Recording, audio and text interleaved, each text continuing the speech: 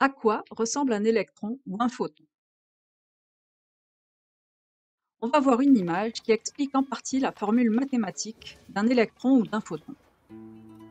On se le représente souvent comme une balle qui vient frapper des atomes.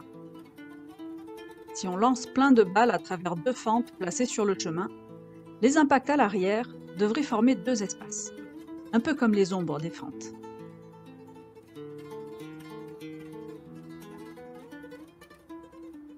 Et maintenant, que se passe-t-il pendant les expériences si on envoie des photons ou des électrons à travers deux fentes?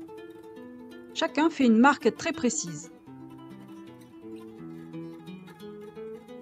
Mais après de très nombreux lancers, ce ne sont pas deux espèces d'impact que l'on voit, mais plusieurs franges qui ne correspondent plus du tout à l'ombre des deux fentes.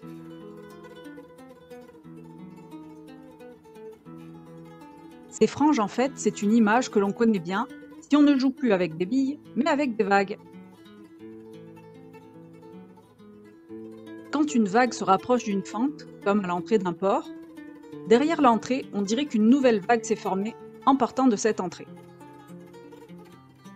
Si on imagine une digue à deux fentes, la vague qui arrive sur la digue se transforme en deux vagues qui partent des fentes et qui vont faire des vaguelettes bizarres en se rejoignant. Au point d'impact, ces vaguelettes forment la figure à franges qu'on a vue avec les photons et les électrons.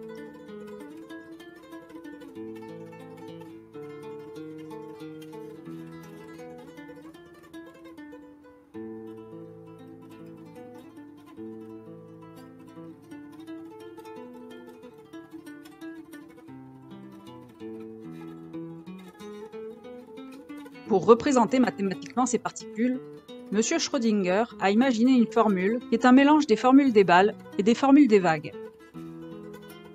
Quand on envoie un photon ou un électron, la particule avance comme une onde, puis se transforme en balle au moment de l'impact.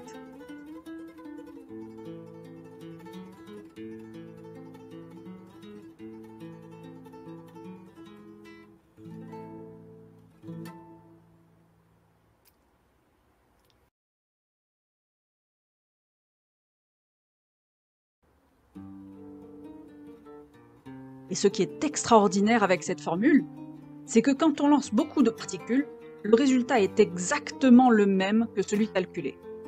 Et plus on lance de particules, et plus la formule de Schrödinger donne un résultat précis.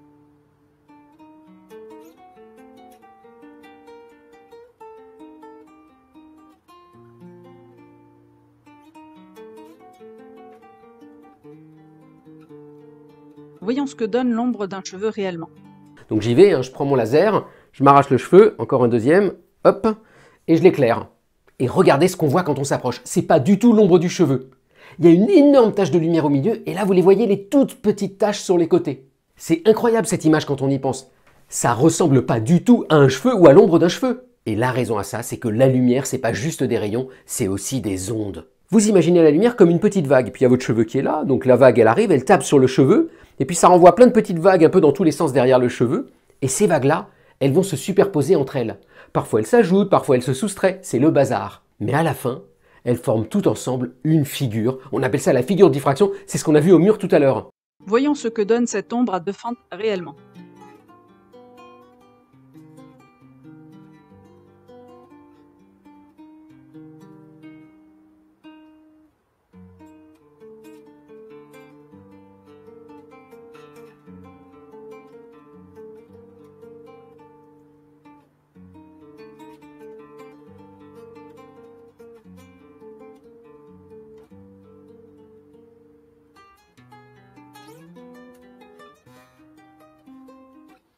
Là où on peut dire qu'on ne comprend pas la physique quantique, c'est quand on veut imaginer ce qui se passe pour l'électron entre son départ du laser et son arrivée sur la feuille de papier.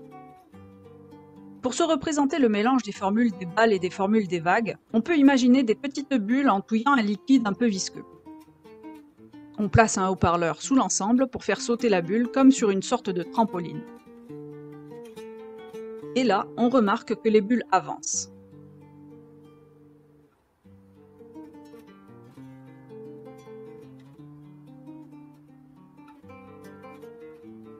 En fait, les bonds de la bulle créent des vagues.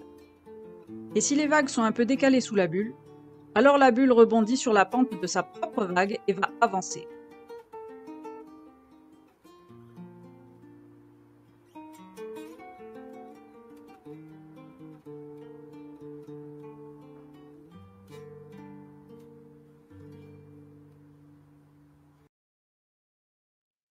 Maintenant, comment se représenter le mélange du résultat pour les deux fentes, alors que si on lance des boules, on a deux impacts, deux ombres, alors que si on lance des vagues, on a des franges.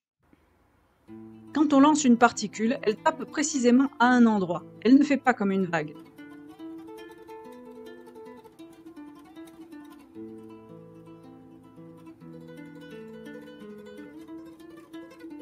Et quand on en lance beaucoup, on voit apparaître cette partie de la formule de Schrödinger qui parle de vagues. Eh bien, quand la bulle sauteuse avance vers une digue à deux fentes, elle crée des vagues autour d'elle qui passent par les deux fentes et qui viennent perturber la bille en retour. Si bien que le trajet de la bille est en fait orienté par ses propres vagues et que les impacts forment après beaucoup de lancers la partie vague de la formule de Schrödinger. On peut même expliquer l'effet tunnel. Enfermée dans une boîte sans ouverture, une particule peut en sortir très rarement, mais en sortir quand même. La bulle va buter sur les bords, mais sa vague fait quelques remous au-delà du bord. Et de temps en temps, la bulle se retrouve sous sa propre vague au moment de l'impact et donc passe de l'autre côté à son retour à la surface. On peut aussi faire circuler la bulle dans un espace circulaire et bien enregistrer son trajet. En attendant suffisamment de temps, on peut voir que la bulle s'attarde à certains endroits plus qu'à d'autres. Voici la densité de probabilité de trouver la bulle dans l'espace circulaire.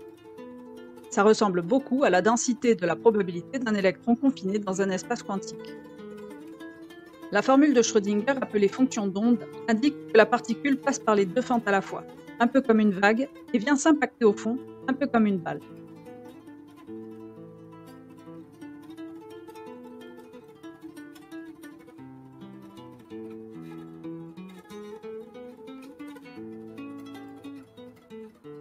L'image de la bulle est une bonne représentation de ce phénomène. Tout comme l'effet tunnel qui permet aux particules de traverser des parois d'après les propriétés des vagues de la fonction d'onde. La bulle peut disparaître un très court laps de temps pour ne laisser voir d'elle que ses propriétés de vague. Attention, ce n'est qu'une image pour comprendre ce mélange étrange bas les vagues de la formule de Schrödinger, appelée dualité onde-corpuscule. Mais ça ne peut pas représenter le trajet d'une particule. Ça n'explique toujours pas ce qui se passe pour la particule entre son départ du laser et son arrivée sur la feuille de papier. Il y a d'autres expériences qui montrent que l'impact de la particule est dû au hasard. La particule n'est pas la même juste avant l'impact et juste après l'impact. C'est ce que l'on appelle la réduction du paquet d'ondes. Ceci n'est pas expliqué dans l'image des bulles. De toute façon, tant qu'on utilise la formule, on a tous les résultats que l'on veut avec une extrême précision du moment qu'on fait de très nombreux lancers. Mais maintenant, c'est à vous de trouver une nouvelle image plus proche encore pour expliquer cette formule.